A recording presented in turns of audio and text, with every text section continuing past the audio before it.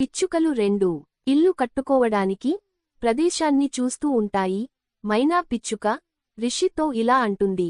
రిషి, ఇక్కడ ప్రదేశం చాలా బాగుంది. మనం ఇక్కడే సముద్ర పక్కనే ఇల్లు కట్టుకుందాం. అవును మైనా, ఈ ప్రదేశం చాలా బాగుంది. మనం ఇక్కడే ఒక పడవ లాంటి ఇల్లు తయారు చేసుకుందాం అని చెప్పి పిచ్చుకలు రెండు పడవ లాంటి అందమైన ఇల్లు తయారు చేసుకుంటాయి.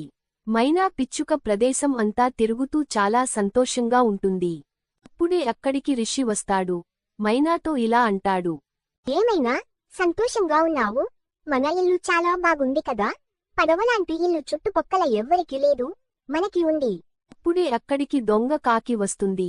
వాళ్ళ ఇద్దరికీ ఇలా అని చెబుతుంది. చూడండి, మీరిద్దరూ పడవ లాంటి ఇల్లు తయారు చేసుకుంటే అది పడవ అయిపోతుందా? అది పడవ లాంటి ఇల్లు అయితే మీరు ఇక్కడ ఒడ్డున దేనికి పెట్టుకొని ఉన్నారు? సముద్రంలోకి పోవచ్చు కదా. సముద్రంలో చాలా అందంగా ఉంటుంది. మైనా ఎందుకు బాధపడుతున్నావ్? ఆ దొంగ కాకి అలానే అందరినీ ఏడిపిస్తూ ఉంటుంది. మీరు దాని మాటలు విని సముద్రంలోకి పోకండి. రిషి నేను చెప్పిన మాట విను. సముద్రం అందంగానే ఉంటుంది, కానీ చాలా ప్రమాదకరం. రిషికి ఎంత చెప్పినా వినకుండా సముద్రంలోకి వెళ్తాయి. సముద్రాన్ని చూసి రిషి ఇలా అంటాడు. మైనా, మనం ఇప్పుడు సముద్రం మధ్యలో ఉన్నాం. నేను సాధించాను మైనా. మనం కట్టుకున్న ఇల్లు సముద్రంలో కూడా వెళ్ళొచ్చు. అరే మైనా, ఇక్కడ చూడు, పువ్వులు ఎంత బాగున్నాయో సముద్రం మధ్యలో. అవును రిషి, చాలా బాగుంది. సముద్రం మధ్యలో అందంగా ఉన్నాయి. రిషి, చాలు, మనం ఇంకా ఒడ్డుకి వెళ్ళిపోదాం పద. అలలు ఎగిసి పడుతున్నాయి, నాకు భయమేస్తుంది. అలాగే మైనా, మనం ఒడ్డుకి వెళ్ళిపోదాం. మైనా, భద్రంగా పట్టుకో ఈ అలలకి. తెప్ప తిరగడం కష్టమవుతోంది. అలాగే రిషి, నాకు భయమేస్తుంది.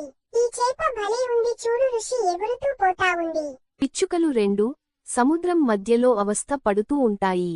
కొద్దిసేపటికి వాటిని ఒక ముసలి తరుముతూ వస్తుంది. అయ్యో రిషి, నీ వెనక చూడు, మనల్ని ముసలి తరుముకుంటా వస్తోంది. మైనా, నువ్వు భయపడకు, అది మనల్ని ఏమీ చేయదులే. కొద్దిసేపటి తర్వాత తిమ్మింగ్లాల గుంపు పడవపై దాడి చేస్తాయి. పిచ్చుకలు రెండు భయపడుతూ సముద్రంలో పడతాయి. పడవ బోర్ల పడిపోతుంది. సముద్రంలో పడవ కొద్దిగా మునుగుతూ ఉంటుంది. మైనా పిచ్చుక సముద్రంలో తేలుతూ భయపడుతూ అయ్యో రిషి కనిపించలేదు అని అటూ ఇటూ తిరుగుతూ ఉంటుంది. రిషి సముద్రంలో మునిగే చనిపోయాడు ఏమో అని బాధపడుతూ ఉంటుంది. అయ్యో రిషి, వద్దు వద్దు అంటున్నా వినలేదు. ఒక్కదానిని వదిలేసి వెళ్ళిపోయావు. ఇప్పుడు నేను ఏం చేసేది? పడవ కింద చూద్దామంటే సాయం చేసే వాళ్ళు కూడా లేదు. రిషి, నిన్ను వదిలేసి నేను పోను. రిషి స్పృహ తప్పి సముద్రంలో మునిగిపోతూ ఉంటాడు. రిషికి కొద్దిసేపటికి మెలకువ వస్తుంది. తను పడవలో వచ్చిందంతా మర్చిపోయి సముద్రం లోపల ఉన్నదాన్ని చూసి తను ఇలా అనుకుంటాడు. అరే, ఇక్కడ ఎంత బాగుంది. నాతో పాటు మైనా కూడా వచ్చుంటే బాగుంటుంది. తను కూడా ఈ దృశ్యాన్ని చూసి ఉంటుంది. తను చాలా సంతోషపడి ఉంటుంది. అరే, మనం సముద్రంలోకి పడవలో వచ్చాము కదా. మైనాకి ఏమైంది అని చెప్పి రిషి సముద్రంలో నుంచి పైకి వస్తాడు.